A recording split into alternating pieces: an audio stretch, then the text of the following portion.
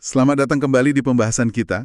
Kali ini kita akan mengupas sebuah renungan yang Anda bagikan nih. Judulnya, Disiplin Nafsu adalah Jalan Menuju Kedewasaan Rohani. Menarik ya? Soalnya ini ngebahas soal pengendalian diri. Di tengah dunia modern yang pun rangsangannya banyak banget. Dan fokusnya tuh bukan cuma nafsu, katakanlah seksual gitu ya, tapi lebih luas. Segala dorongan kuat buat hal yang bukan hak kita atau melampaui batas yang benar. Seringkali kan kita dahulukan keinginan sesaat di atas prinsip. Nah, misi kita kali ini, kita mau gali langkah-langkah praktis dari sumber ini buat ngendaliin dorongan itu. Dan kenapa sih ini dianggap krusial buat pertumbuhan rohani? Siap. Yuk, kita mulai aja. Oke, jadi sumber Anda ini menyajikan 7 langkah Alkitabiah mengatasi nafsu. Langkah pertama, yang menurut saya fundamental banget, itu fokus pada akar penyebab. Jadi sebelum kita sibuk ngurusin gejalanya, kita diajak lihat dulu ke dalam. Mungkin ada luka batin, atau rasa sepi, ego, bahkan haus validasi. Wah, ini introspeksi mendalam dulu ya berarti. Langkah berikutnya langsung praktis nih ke pintu gerbang pertama, disiplin mata. Ini kan merujuk ke Matius 5 ayat 28 ya. Di zaman serba visual gini, wah ini relevan banget. Pertarungan seringkali dimulai dari pandangan pertama yang tidak dijaga sebelum masuk ke pikiran gitu. Masuk akal. Dari mata turun ke hati katanya gitu ya.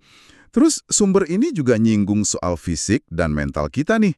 Ada konsep tubuh sebagai bait suci. Ya, dari 1 Korintus 6 itu kan ayat 19-20, mengingatkan kalau tubuh ini bukan properti pribadi buat dilampiaskan, tapi tempat Tuhan berdiam. Jadi perlu dihormati.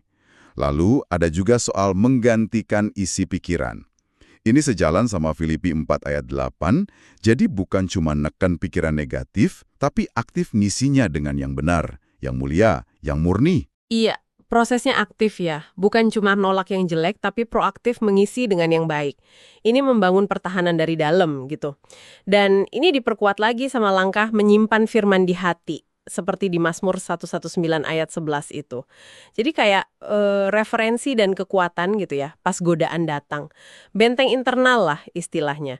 Tapi sumber Anda ini juga realistis kok. Godaan itu pasti ada, dia bilang. Tapi selalu ada jalan keluar. Itu janji di 1 Korintus 10 ayat 13. Asal kita mau milih jalan keluar itu. Jadi ada kesadaran diri, terus tindakan preventif jaga mata, lalu bangun pertahanan internal dengan firman dan pikiran positif, dan terakhir, pilihan sadar pas godaan datang ya.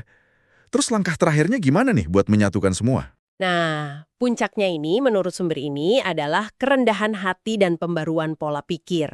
Ini nyambung ke Yakobus 4 sama Roma 12.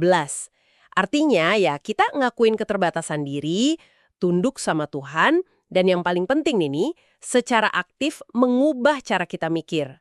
Biar nggak lagi sama kayak pola dunia yang ngejar kepuasan diri melulu, transformasi mendasar gitu. Oke. Selain langkah-langkah tadi, ada bagian yang juga menarik banget soal berhenti menginginkan yang tak bisa dimiliki. Sumber Anda ngasih contoh-contoh yang kena banget rasanya. Pengen pasangan orang lain, iri sama hidup orang lain, haus kuasa atau pujian, atau ngejar gaya hidup yang nggak realistis buat kita. Ini area yang mungkin sering kita gumuli ya. Gimana caranya berhenti menginginkan itu menurut sumber ini? Nah, ini dia. Sumber ini ngasih beberapa prinsip kunci yang, terus terang, cukup menantang ya. Pertama, menahan diri itu bukan tanda lemah, tapi justru bukti kekuatan sejati. Wah, ini membalikan pandangan umum banget kan? Kedua, pentingnya belajar dari kegagalan. Kadang, kata sumber ini, Tuhan izinkan kita gagal, biar kita sadar, oh, ini emang bukan buat kamu, lepaskan aja. Ada unsur penerimaan di sana, let it go gitu ya. Belajar dari kegagalan. Iya juga ya. Terus ada lagi, paradoks kekuatan dalam kelemahan. Justru pas kita berhenti ngandalin kekuatan sendiri buat ngejar sesuatu, disitulah kekuatan Tuhan bisa bekerja. Ini dalam sih. Dan yang paling penting nih, sebagai tanda kedewasaan rohani, bertindak berdasarkan prinsip, bukan dorongan impulsif sesaat. Contoh, Yesus yang nolak ubah batu jadi roti, pas lapar itu kuat banget. Prinsip ketaatan pada Bapa itu di atas kebutuhan fisik yang mendesak. Prinsip di atas dorongan. Oh, oke. Jadi, kalau dirangkum nih, inti dari renungan yang Anda bagikan ini, bisa dibilang gini ya, Disiplin nafsu itu bukan sekedar nahan diri pasif aja, tapi latihan aktif, latihan menguasai diri. Tujuannya? Supaya kita siap nerima berkat yang sejati, yang benar-benar baik buat kita, pada waktu yang tepat dari Tuhan. Pesan singkatnya, latih dirimu menunda, tahan, serahkan. Kena banget rasanya. Tepat sekali. Disiplin ini, ya seperti digambarkan di sumber Anda itu, adalah jalan menuju kedewasaan rohani. Hasilnya bukan cuma bisa ngontrol diri, tapi juga kedamaian batin. Dan akhirnya ya transformasi diri. Ini bukan soal kehilangan kesenangan loh, tapi lebih ke mengarahkan keinginan kita ke hal-hal yang emang benar-benar membangun dan punya nilai abadi.